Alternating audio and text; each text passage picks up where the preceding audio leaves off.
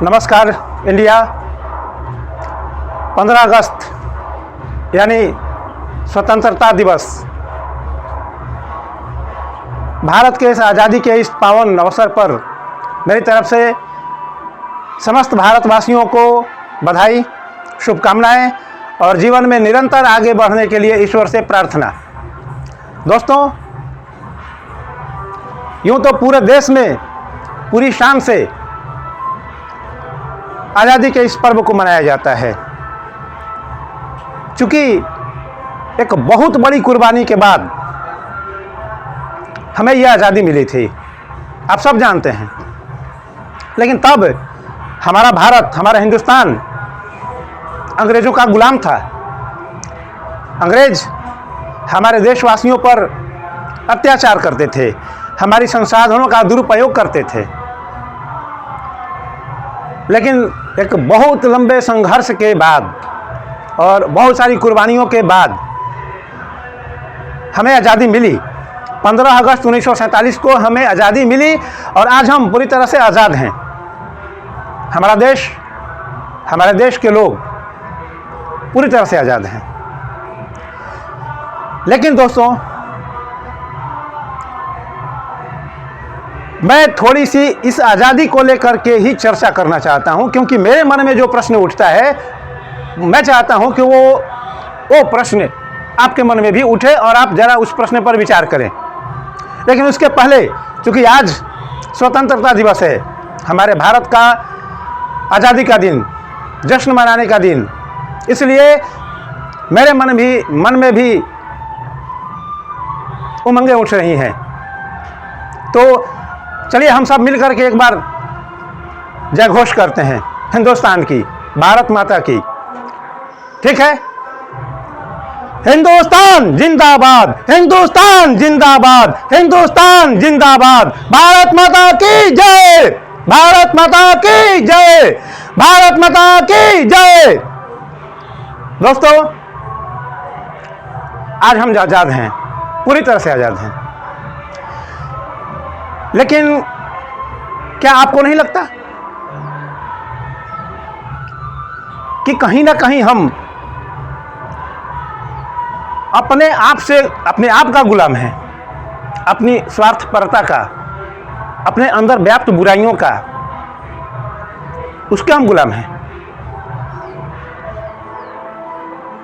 यदि ऐसा नहीं होता तो सदियों से विश्व गुरु के रूप में रहा भारत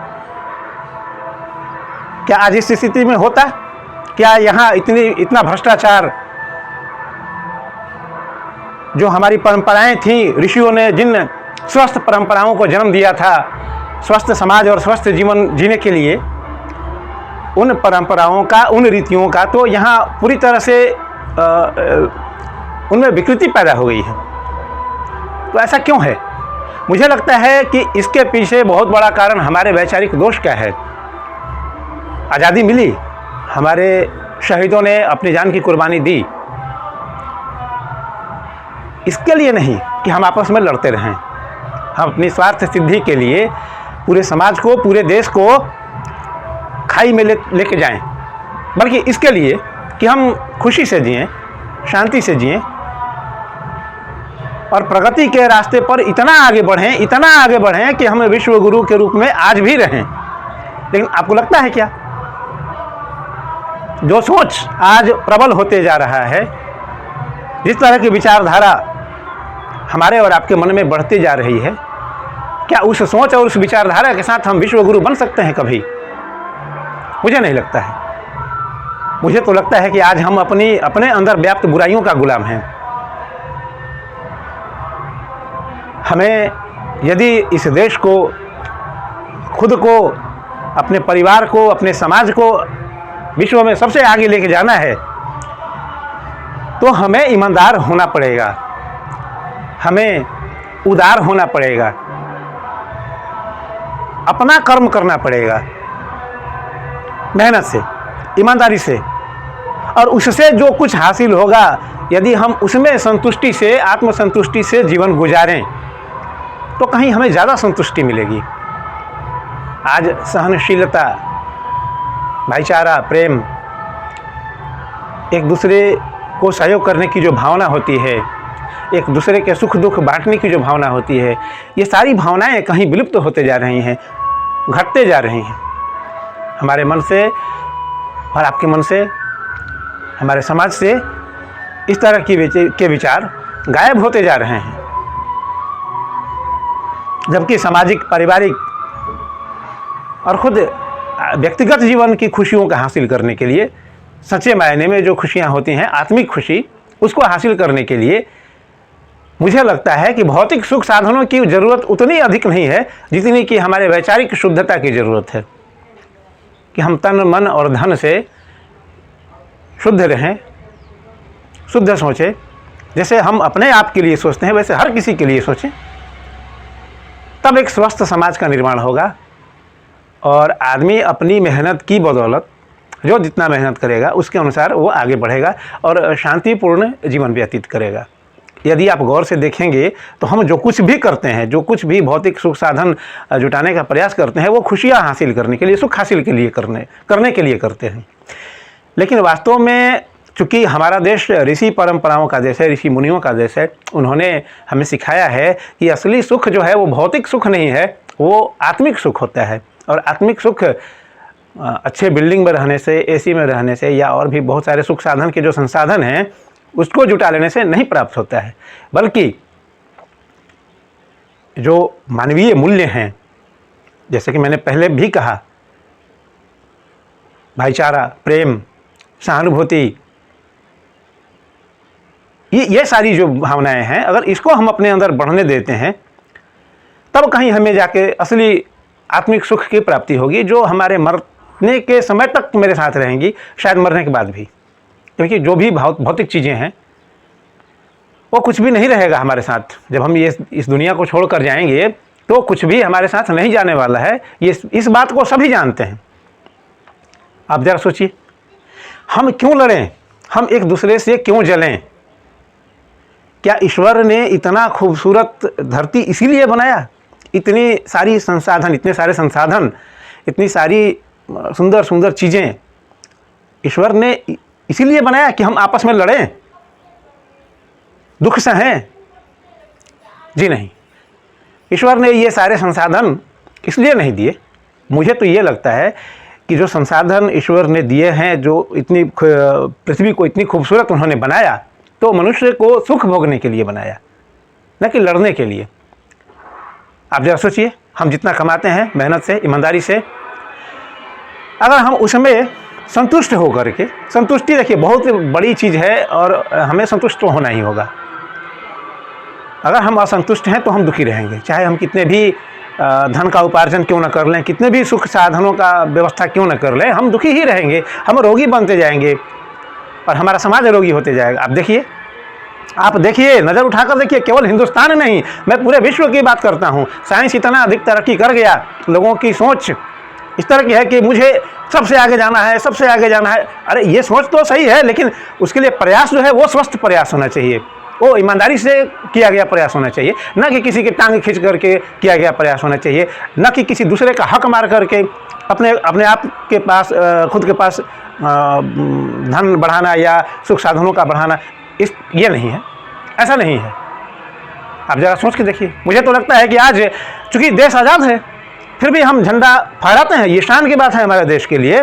लेकिन आज झंडा फहराने का मतलब, ये स्वतंत्रता दिवस मनाने का मतलब ये नहीं है कि हमें किसी से आज़ादी पानी है, बल्कि ये है कि हमें उस दिन को याद करने के लिए ये पर्व को, इस राष्ट्रीय पर्व को मनाना चाहिए, कि हम याद करें कि एक दिन हम ऐसी स्थिति में थे कि अपनी मर्जी से कुछ भी नहीं कर सकते थे, हम गुलाम थे, दुख सह रहे थे।